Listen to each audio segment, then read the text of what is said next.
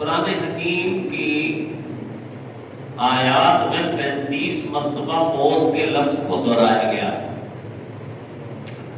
اور 136 مرتبہ مختلف انداز سے موت کی حقیقت سے انسان کو آشنا کیا گیا.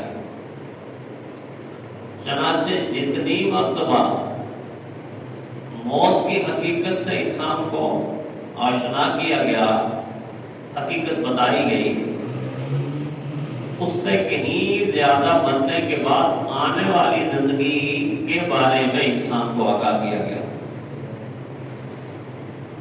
اس لیے کہ موت کا آدمی کو ویسے ہی یقین حاصل ہے، کیونکہ روزمرہ زندگی میں دیکھتا ہے کہ ہمارے آب و اجداد چلے گئے ہیں، بڑے چلے گئے ہیں، روزانہ جنازے جا رہے ہیں، اپنے ہاتھوں سے ہم دفنا رہے ہیں، لوگ آخرت کی طرف منتقل ہو رہے ہیں. اس لیے موت کا یقین کافر کو بھی ہے، مسلمان کو بھی ہے.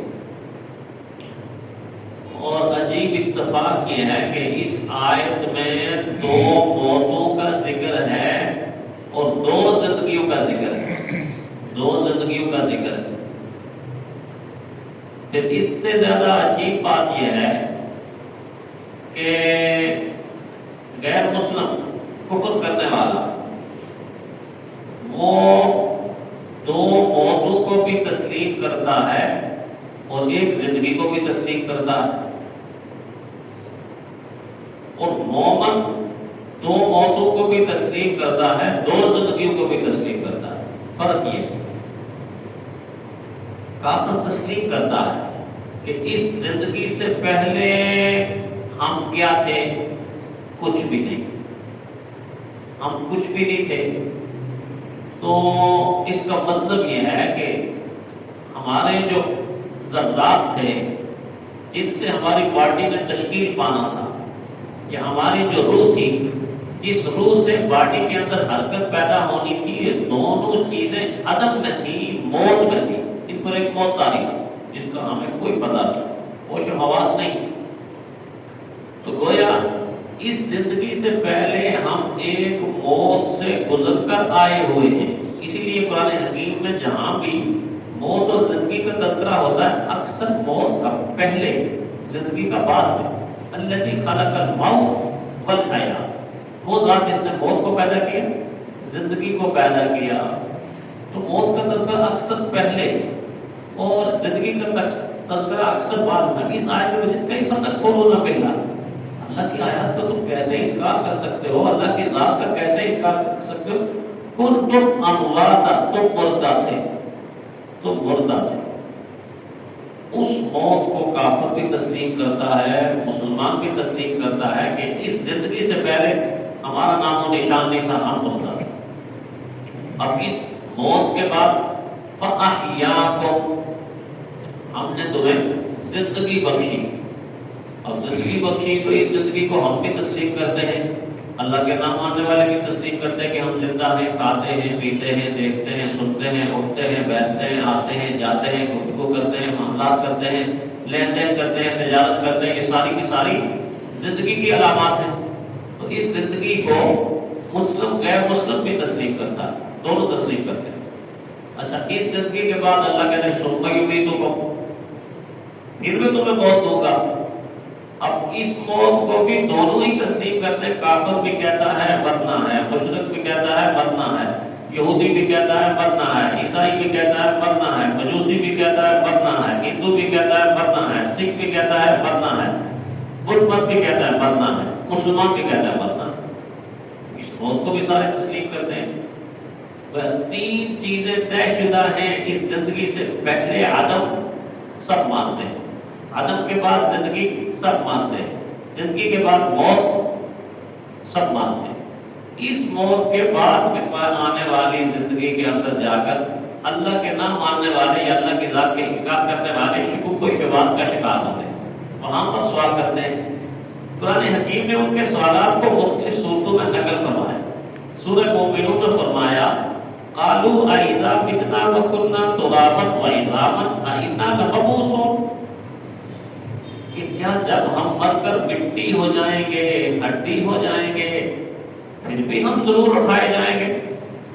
اشکال کیا، شک کی. اور سورہ صافات میں پھر اسی طرح کا اعتراض دوبارہ نقل کیا. اَإِذَا مِتْنَا وَكُنَّا تُرَابًا وَعِظَامًا أَإِنَّا لَمَدِينُونَ، کیا جب ہم مر کر مٹی اور ہڈی ہو جائیں گے اس وقت ہمیں اٹھا کر جزا و سزا کا نظام قائم کیا جائے گا؟ ایسا ہو سکتا ہے؟ بلا ایسا ہو سکتا ہے؟ پھر سورہ واقعہ میں پھر ان کا اعتراض نقل کیا. وَكَانُوا يَقُولُونَ أَإِذَا مِتْنَا وَكُنَّا تُرَابًا وَعِظَامًا أَإِنَّا لَمَبْعُوثُونَ. اللہ کہتے ہیں یہ لوگ کہتے تھے کہ جب ہم مر جائیں گے، مٹی ہو جائیں گے، ہڈیاں ہو جائیں گے، یا پھر دوبارہ ہم پھر سے اٹھائے جائیں گے. اچھا، سورہ مومنون میں پھر دوبارہ سے اس اعتراض کو دوسرے انداز سے بیان کیا. اَيَعِدُكُمْ أَنَّكُمْ إِذَا مِتُّمْ وَكُنْتُمْ تُرَابًا وَعِظَامًا أَنَّكُمْ مُخْرَجُونَ. وہ کہتے تھے کہ کیا تمہیں اس بات کا وعدہ کرتا ہے، یعنی پیارے پیغمبر صلی اللہ علیہ وسلم اس بات کا وعدہ کر رہے ہیں، یا اللہ تعالیٰ کے ساتھ وعدہ کر رہی ہے کہ جب تم مر جاؤ گے، خاک بن جاؤ گے، ہڈی رہ جاؤ گے، پھر دوبارہ زندہ کیے جاؤ گے. پھر سورہ اسراء میں فرمایا وَقَالُوا أَإِذَا كُنَّا عِظَامًا وَرُفَاتًا أَإِنَّا لَمَبْعُوثُونَ خَلْقًا جَدِيدًا. اللہ کہتے ہیں انہوں نے کہا کہ جب ہم ہڈیاں ہو جائیں گے، مٹی ہو کر ریزہ ریزہ ہو جائیں گے، کیا اصل نو دوبارہ پیدا ہوں گے؟ یہاں پر اللہ تعالیٰ نے بڑے پیارے انداز سے جواب دیا. فرمایا قُلْ كُونُوا حِجَارَةً أَوْ حَدِيدًا. تم مٹی کی بات کرتے ہو، تم ہڈیوں کے بکھر جانے کی بات کرتے ہو. قُلْ كُونُوا حِجَارَةً أَوْ حَدِيدًا. تمہارے جسم اگر پتھروں میں تبدیل ہو جائے یا لوہے میں تبدیل ہو جائے، یا اس سے بڑھ کر بھی تمہارے دل کے اندر کوئی سخت چیز ہے اس کے اندر بھی چینج ہو جائیں، کنورٹ ہو جائیں، تبدیل ہو جائیں. فرمایا اس تبدیلی کے بعد بھی قُلِ الَّذِي فَطَرَكُمْ أَوَّلَ مَرَّةٍ. اے میرے محبوب کہہ دیجئے کہ جس طرح پہلے میں نے تمہیں تخلیق کیا ہے، دوبارہ میں تمہیں تخلیق کر کے دیتا ہوں. کیا بات! اس لیے کہ تخلیق اول تو مشکل ہو گئی ہے، تخلیق ثانی سے ایک چیز جب ماڈل بن گیا نا، یہ موبائل کا ماڈل بن گیا، کوئی برتن بن گیا، اس کو دیکھ کے منٹوں میں لوگ چیز تیار کر سکتے ہیں. لیکن جب چیز ہوتی نہیں، اس کو تیار کرنے میں بڑا وقت لگتا ہے. ڈیزائن کرنا، اس کا سارا پروسیجر تیار کرنا، مٹیریل تیار کرنا، اور ساری کی ساری اس چیز سے گزر کر چیز بنتی ہے.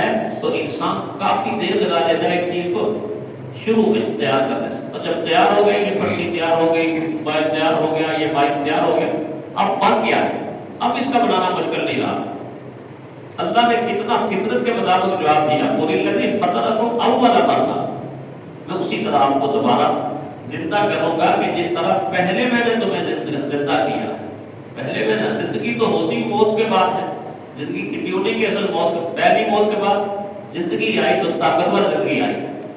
آنے والی موت کے بعد جو زندگی آئے گی وہ اس سے زیادہ طاقتور زندگی ہوگی، وہ زیادہ دیکھے گی، قوت زیادہ ہوگی اور انرجی زیادہ ہوگی، ہر چیز. تو زندگی تو موت کے بعد آتی ہے. جس کسی نے کہا نا کہ زندگی کی ابتدا ہوتی ہے مر جانے کے بعد. ابتدائی زندگی کو انتہا سمجھا ہے تو. اور دوسرے لفظوں میں کسی نے کون کہتا ہے کہ موت آئی تو میں مر جاؤں گا، میں تو قطرہ ہوں سمندر میں اتر جاؤں. قطرے کی زندگی کیا ہے؟ چھوٹی سی زندگی. اور جب وہ سمندر میں اترتا ہے تو اب اس کی زندگی دیکھیں، موجوں کی زندگی، موجوں کی دنیانی، موجوں کی جولانی، موجوں کا ابھرنا، موجوں کا گرنا، سمندر کا پھیلاؤ، سمندر کا سمٹ جانا. ایک بہار ہے، پانی کی بہار. قطرہ جب وہاں اترا تو اب پتہ چلتا ہے کہ اس کی زندگی کتنی طاقتور بن گئی. تو ایک تو اس انداز سے قرآن حکیم نے جواب دیا، اور دوسری اس آیت کے اندر قرآن حکیم بڑے عجیب انداز سے جواب دے رہا ہے کہ تم غور نہیں کرتے کہ یہاں دو موتوں کا ذکر ہے اور دو زندگیوں کا ذکر ہے. کائنات پر غور کر کے دیکھو کہ اس کائنات میں اللہ تعالیٰ نے چیزوں کو جوڑا جوڑا بنایا ہے، جوڑا جوڑا بنایا. قرآن پاک کی آیت ہے، فرمایا وَمِن كُلِّ شَيْءٍ خَلَقْنَا زَوْجَيْنِ وَمِن كُلِّ شَيْءٍ خَلَقْنَا زَوْجَيْنِ. ہم نے اس دنیا کے اندر ہر چیز کا جوڑا جوڑا بنایا ہے، ہر چیز کا جوڑا جوڑا بنایا. تو جب تم زندگی کو بھی مانتے ہو، اور موت کو بھی مانتے ہو تو موت کا جوڑا تو تم مانتے ہو، پہلے موت پھر زندگی پھر موت، تو دو موتوں کو تم نے مان لیا، پھر زندگی کے فارمولے میں آ کے تم ایک زندگی کو کیسے مان سکتے؟ عقلی طور پہ سوال کہ پھر زندگیاں بھی تو دو ہونی چاہیے نا، اس فارمولے کے مطابق زندگیاں بھی دو ہونی چاہیے، جس طرح کہ اللہ تعالیٰ نے ساری چیزوں میں، جانداروں میں، پرندوں میں جوڑا، چرندوں میں جوڑا، درندوں میں جوڑا، حیوانات میں جوڑا، حشرات میں جوڑا، جنات میں جوڑا، نباتات میں جوڑا، مچھلیوں میں جوڑا، آبی، خاکی، ناری، حتیٰ کہ فرشتوں کو بھی بعض دفعہ دو کو کام پہ اکٹھا لگا، کرامن کاتبین، منکر نکیر، ان کو بھی دو کو جا کر کے کام پہ لگایا ہوا۔ تو عام طور پر مخلوق کے اندر اللہ تعالیٰ نے جوڑا بنایا، حتیٰ کہ سائنس اب اس طرف جا رہی ہے کہ بے جان مخلوق کے اندر بھی اللہ نے جوڑا ہی بنایا، بے جان مخلوق کے اندر۔ تو جب اللہ تعالیٰ نے سب چیزوں میں جوڑا بنا دیا تو کیا زندگی کو اکیلا اور تنہا رکھا اور موت کو بھی جوڑا بنا دیا؟ اس کا مطلب یہ ہے کہ اس زندگی کے بعد ایک آنے والی زندگی ہے جو اس زندگی کا جوڑا ہے، اور اب تو قرآن حکیم تو اپنے حکیمانہ انداز میں سمجھاتا ہی ہے، لیکن اب آخرت کو اور آخرت کی زندگی کو سائنس بھی بہتر انداز میں سمجھا رہی، اور صرف سمجھا نہیں رہی بلکہ پہلے آیات اور احادیث کے اندر جو کچھ بیان ہوا ہے اس بیان کی تصدیق کر رہی ہے۔ لوگ یہ سمجھتے ہیں کہ بعض دفعہ سائنس نے کوئی نیا فارمولہ پیش کیا ہوتا ہے، لوگوں کے لیے نیا فارمولہ ہوتا ہے، لیکن اس نئے فارمولے کی جب غور کرتا ہے انسان تو وہ دیکھتا ہے کہ نیا فارمولہ جو آج پیش کیا جا رہا ہے وہ پہلے سے دین اس کو بیان کر چکا ہوتا ہے۔ چنانچہ آخرت کی زندگی کے بارے میں آپ سائنسی انداز فکر سے جو چیز ثابت ہو رہی ہے وہ کیا ثابت ہو رہی ہے؟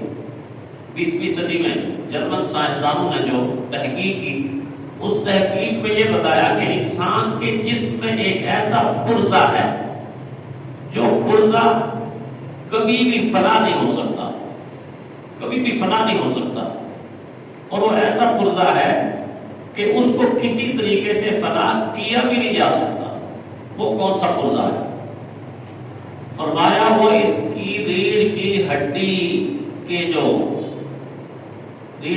اندر جو ہم دیکھتے چھوٹے جوڑ لگے ہوئے، کہتے مورا اتر جاتا ہے، مورے کرتے یہ موروں کی آخری مورا جسے کہتے ہیں، جس کو کہتے ہیں اس ریڑھ کی ہڈی کی دم، وہ موہرا، اس میں چھوٹا سا حصہ جو ہے کہتے ہیں وہ غیر فانی، اس پر فنا نہیں آ سکتی، وہ اس پر نہ آگ اثر کر سکتی ہے، نہ کیمیکل کے ذریعے اس کو پگھلا کے ختم کیا جا سکتا ہے۔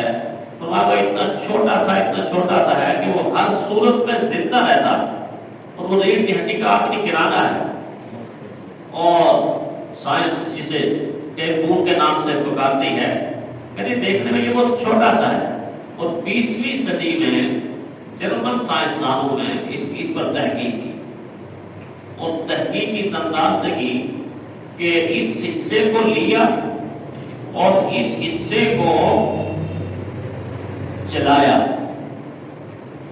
اور اتنا جلایا کہ جتنا کوئی چیز ایک آخری حد تک جل سکتی، اس کو راکھ بنا دیا، اور ہائی ٹیمپریچر پہ رکھ کر جلایا، اور جلانے کے بعد اس ہڈی کو پیس کر راکھ بنا دیا، جلانے کے بعد پیس کر اس ہڈی کو راکھ بنا دیا، اور راکھ بنانے کے بعد پھر ٹیلیسکوپ سے ان ذرات کو دیکھا تو ان ذرات کے اندر ہر ذرے میں زندگی موجود تھی، ہر ذرے کے اندر زندگی موجود تھی، ہر ذرہ زندہ تھا۔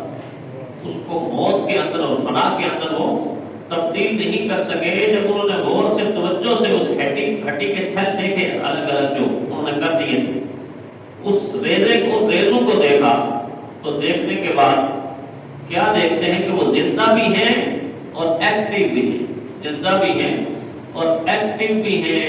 یہی وہ بنیاد ہے انسان کی. ایسے انداز میں کہ جیسے انداز میں ہم دانہ زمین کے اندر ڈالتے ہیں وہ مٹی کے اندر چلا جاتا ہے، لیکن آنے والے زمانے کے اندر وہی دانہ ایک پودا بن کے زمین سے باہر نکلا. وہی گٹھلی ایک کوپل اور پودا بن کے زمین سے نکل آتی ہے. دیکھنے میں وہ گٹھلی ہوتی ہے، دیکھنے میں وہ دانہ ہوتا ہے، لیکن حقیقی لحاظ سے وہ زندگی کی بنیاد ہوتی ہے، زندگی کا محور ہوتا ہے، زندگی کی ابتدا ہوتی ہے. اسی کے اندر اللہ تعالیٰ نے ساری زندگی چھپائی ہوئی ہوتی ہے.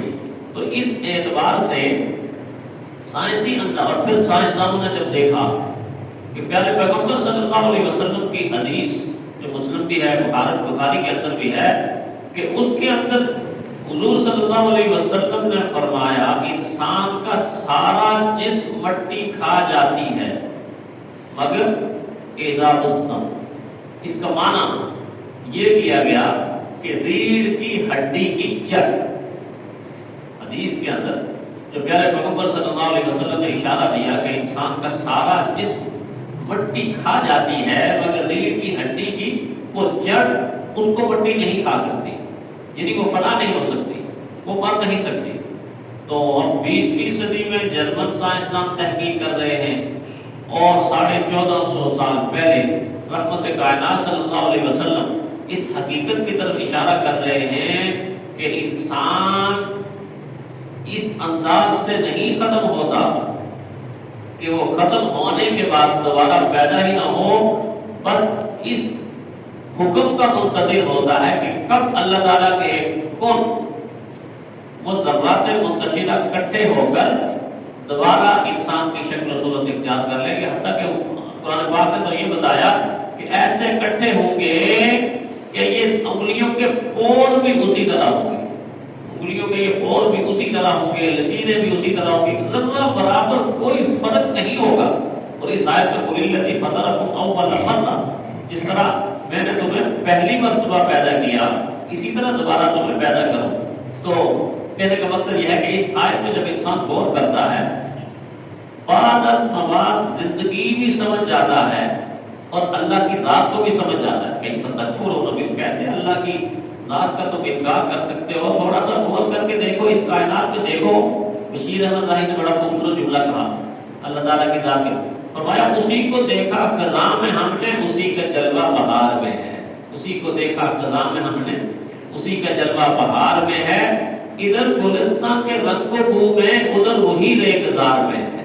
ادھر گلستان کے رنگ و بو میں ادھر وہی ریگزار میں ہے. اسی کی دانش ہے تیرگی میں، اسی کی تابش ہے روشنی میں. خدا نہیں ہے جو کار فرما تو کون لیل و نہار میں ہے.